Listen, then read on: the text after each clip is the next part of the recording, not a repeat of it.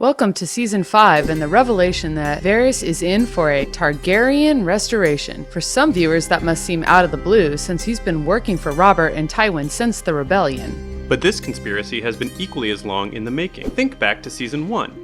Remember when Arya chased a cat and stumbled upon the dragon skulls? Remember the conversation she overheard about events moving too quickly, called Drogo moving too slowly? They also said that there will be more than 2 players in the War to Come, which just so happens to be the name of this episode. The 2 men Arya overheard were Varys and Illyrio Mopatis, the same Illyrio who owns the lovely mansion Tyrion's presently befouling. Illyrio and Varys are definitely old friends. Whether or not Varys is telling the truth about how they met, we can say that they have been plotting to dig up a Targaryen and put him or her on the throne for a long time. Illyrio's massive fortune has been fueling this conspiracy. He convinced Viserys that he could buy an army by selling his sister to Khal Drogo. He also gave Dany her dragon eggs. It is weird that Varys attempted an assassination of Dany via the wine merchant in Season 1, but it was Robert who ordered the attempt. The spider twisted the order, using it to push her towards Westeros. Varys knew through his spy Jorah Mormont that Drogo didn't want to go west, but when someone clumsily tried to kill his wife and unborn son, he lost it, and swore in front of his Khalasar that he would take that iron chair. Varys talks game about the good of the realm and finding a leader who is just and merciful and made of care bears and dragons. But when they started this entire plot, the person they seemed to be backing was Viserys, who is criminally insane. I'm skeptical that Varys' support for the House of Fire and Blood is all about rainbows and unicorns.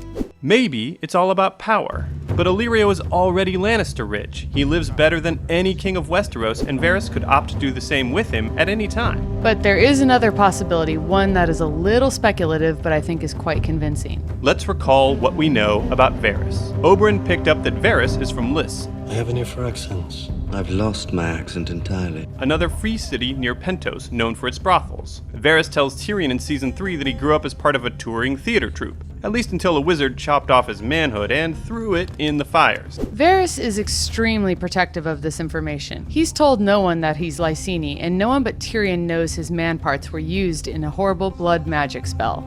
So, once again, we have fire and we have blood.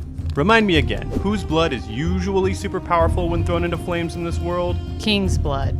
Robert Baratheon was intent on killing all Targaryens, but he couldn't. Targaryens used to spray bastards all over the place, and long story short, many of them ended up returning east. Some of them likely ended up in Lys. The only other person from across the Narrow Sea who refers to Westeros as our country is Daenerys. People seem to think Varys is bald, but it's just as likely that he shaves his head. Maybe that's because he'd stand out more as a secret Targ if he had white blonde locks. Varys, who even has a Targaryen-sounding name, is a distant cousin of Daenerys's. They share a great-great-grandfather who was a Targaryen king, and Varys wants to reclaim the power he thinks is his by birth, by putting a Targaryen on the throne and being that person's right-hand man. It's just a theory, but why else would a foreigner care so damn much about a backwater like Westeros while hiding so much about himself? Speaking of blood magic, the walking bad idea that is Cersei Lannister couldn't resist partaking of some of her own as a child. Prophecy interpretation. Now we're really in high fantasy. The 3 kids being crowned and buried, I think, are self-explanatory. Sorry, Tommen and Marcella.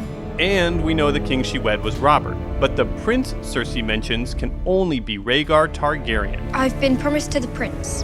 Dany's brother, Robert's nemesis, and probably Jon Snow's dad. But this other queen, who is younger and more beautiful, well, the most obvious answer is Marjorie Tyrell. Natalie Dormer is more beautiful than basically everyone. But prophecies are rarely so obvious. Dany is a younger, more beautiful queen. And let's not forget younger, more beautiful Myrcilla. But would she really destroy everything her own mother holds dear? I know who'd like to do that. Sansa. With her brothers dead, or at least presumed dead, she's the rightful heir to Robb's throne. And Littlefinger is taking her west, maybe to reclaim her crown. Next week, it looks like Arya finally makes it to Braavos, which means we can share some cool stuff about that city and its bizarre history. So tune in then to House Slate. Which is that, in order to crush slavery, you have to be willing to crush the people who defend it. Daenerys wants to hold a trial for the captured son of the Harpy, so she appears just in the eyes of all. But when Massador kills him first, Dany executes Massador in front of the whole city, presumably